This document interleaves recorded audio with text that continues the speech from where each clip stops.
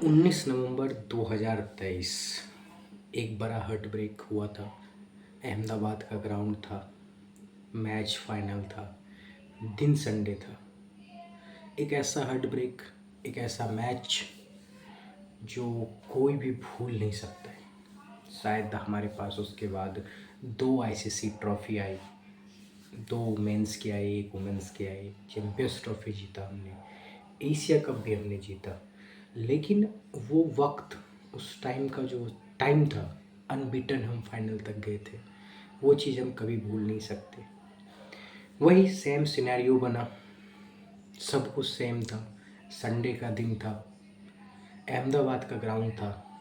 हमारा एक जो अंपायर है वो अंपायर था जिसके रहते हुए हमने कभी नॉकआउट नहीं जीता। और सबसे बड़ी बात, फाइनल मैच था। लेकिन इस बार तारीख अलग थी, टीम अलग थी, फॉर्मेट अलग था। तारीख था 8 मार्च, फॉर्मेट था T20 और टीम थी इंडिया न्यू जनरेशन, नई टीम। स्टार्टिंग सामने था न्यूजीलैंड, जिससे हम T20 वर्ल्ड कप में आज तक नहीं जीते थे।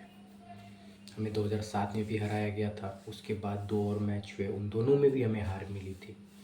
सो जो कॉन्सिक्वेंसेस थे वो हमें ये बता रहे थे कि शायद अब हनुमान चालीसा पढ़ने का टाइम आ गया है।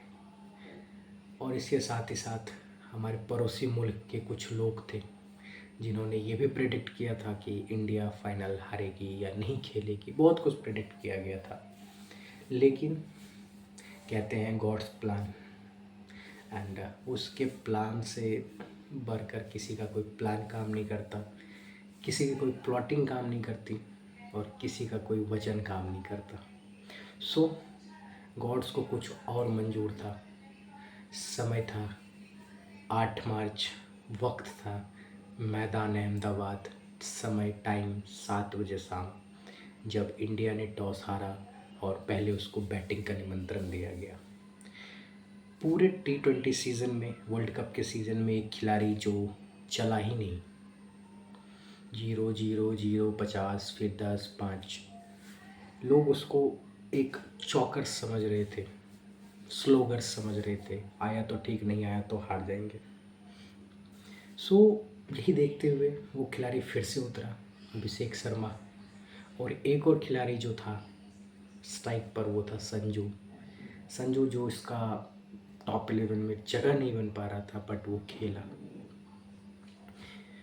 मार पड़ी, और मार ऐसी वैसी नहीं पड़ी, मार पड़ी 6 ओवर में 92 run without any loss. 18 ball में 50 रन मार गए अभिषेक शर्मा, जो वर्ल्ड कप के इतिहास का, T20 वर्ल्ड कप के इतिहास का दूसरा सबसे तेज अर्धशतक था इंडिया की तरफ से, क्योंकि पहला युवराज सिंह ने किया था 12 बॉल में। तो जो रन का हमें प्लॉट मिलना था वो हमें मिल चुका था। अब बारी थी उस पर महल बनाने की।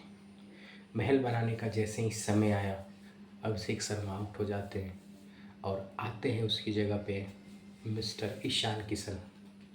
ईशान किशन अच्छे फॉर्म में थे, लेकिन पिछले 2-3 मैच से नहीं चल रहे थे वो। 15 में 27, 10 में 20, इस तरह से वो मैच चल रहा था। लेकिन दूसरी छोर पे खड़ा संजू अपने ढंग से न्यूजीलैंड के बॉलर को कूट रहा था। सो बारी आई जब ईशान किशन की, तो ये बिहार के लाल ने भी गजब का कमाल दिखाया। दोनों हाथों से उसने मारा, और एक समय पे तो ऐसा लग रहा था कि कहीं इंडिया इस बार 300 पार ना कर जाए। जो फाइनल का प्रेशर था, उस प्रेशर को ऐसे रिलीज किया कि शायद वो फाइनल हो ही ना, कोई ट्राई सीरीज हो और सामने न्यूजीलैंड नहीं, एक जिम्बाब्वे हो। इतनी मार मारा दोनों ने। रन 14 ओवर में लगभग 195 हो गया था, तो लोग अब एज्यूम भी कर रहे थे कि 300 बन जाएगा। लेकिन उसके बाद एक हार्ट ब्रेक हुआ, संजू आउट हुए, साथ में ईशान भी आउट हो गए, और उसके बाद सूर्या भी आउट हो गए। जिमी निशम के एक ही ओवर में ये तीनों विकेट चला गया, और ये 3 विकेट गिरते ही ऐसा फिर से लगने लग गया कि भारत शायद 220 तक भी ना जा पाए, क्योंकि उसके बाद पांड्या भी आउट हुए। लेकिन गॉड्स के प्लान का कुछ और दौर था। लास्ट ओवर्स जेमिनिसम और सामने खिलाड़ी है शिवम दुबे। शिवम दुबे ने जेमिनिसम के उस ओवर में लगभग 26 से ज़्यादा रन मारे और स्कोर बना दिया इंडिया का 255 रन, 255। नॉकआउट के इतिहास में, T20 के नॉकआउट के इतिहास में आज तक इतना रन किसी ने नहीं बनाया था। सो स्कोर बोर्ड लग चुका था 255 और जीतने के लिए 256 रन की ज़रूरत थी। और न्यूजीलैंड की बैटिंग लाइनअप, सिर्फ आप ये समझ सकते हैं कि 175 रन सेमीफाइनल में चेस करने के लिए न्यूजीलैंड को सिर्फ 12.3 ओवर्स का लगा था। यानी अगर वो उस ढंग से खेलेगी तो शायद पक्का जीत जाएगी। लेकिन शायद, मैंने बोला ना, गॉड्स का प्लान कुछ और था। टीम साइफर्ट, फिन एलन आए। पहला ओवर अर्शदीप ने बहुत अच्छा दिया। दूसरे ओवर में हार्दिक पांड्या को 21 रन लग गए और तीसरा ओवर देने आए बापू ने अपने ओवर में फिन एलन को आउट किया। और फिन एलन वही खिलाड़ी है जिसने 33 बॉल में शतक लगाया था अफ्रीका के अगेंस्ट में। सो एक बड़ी विकेट अपने हाथ में आई, एक बड़ा मछली अपने हाथ में आया, ऐसा हम बोल सकते हैं। लेकिन अभी भी नॉन स्ट्राइकर पर था टीम साइफर्ट और उसके पीछे और भी बैट्समैन ऐसे थे जो शायद रन मशीन थे न्यूजीलैंड की तरफ से। रचित रविंद्र खेलने आए। बुमराह की पहली बॉल पे ही हवा में कैच फाइन लेग की तरफ और ईशान किशन का वो ज़बरदस्त कैच, कहा जाए कि वो असंभव सा एक कैच था, लेकिन ईशान किशन ने उसको पूरा किया और दूसरा विकेट गिरा। बहुत ही कम रन थे और पावर प्ले में ही दूसरा विकेट गिर गया। तीसरा विकेट भी जल्दी गिरा। पावर प्ले में ही 3 विकेट गिर चुके थे न्यूजीलैंड के। लेकिन अभी भी एक खिलाड़ी था साइफर्ट जो खेल रहा था और रनें बना रहा था। बारी बारी से ऐसे ही विकेट गिरते गए और लास्ट में बुमराह ने भी अपना कमाल दिखाया और 4 ओवर में 16 रन देकर के 4 विकेट ले लिए। अच्छी बॉलिंग अर्शदीप की रही, वरुण धवन की भी अच्छी बॉलिंग रही।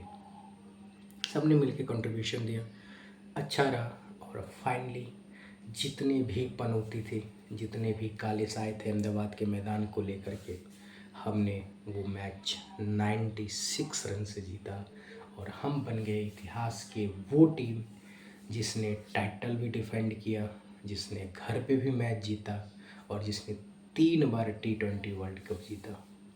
और सूर्य कुमार यादव ने नाम अपने उस पन्ने पर सुनहरे अक्षरों से लिख दिया कि 1 more world cup winner captain is Surya भाऊ।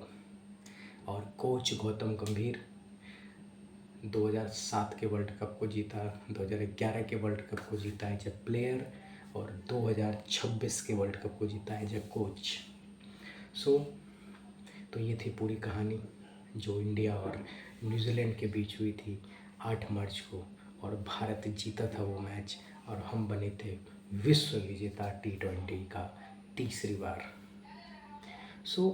इसके बाद की कहानियाँ हैं, लोगों ने सेलिब्रेट किया एक दूसरे को, because this is not an easy task. Rohit Sharma भी आए थे, महेंद्र सिंह धोनी भी आए थे, लेकिन एक खिलाड़ी जिसने कहा था कि एक बार अगर मैंने ख़त्म कर दिया तो ख़त्म कर दिया, one I have done this is done, Virat Kohli.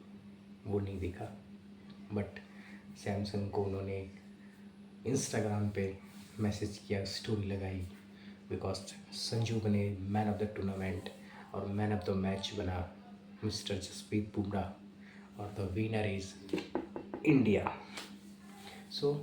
कैसा लगा आपको ये वीडियो हमारा आज का? प्लीज़ कमेंट कीजिएगा, पसंद आए तो लाइक कीजिएगा, शेयर कीजिएगा और सब्सक्राइब कीजिएगा। Thank you so much, bye bye, take care, जय श्री राम।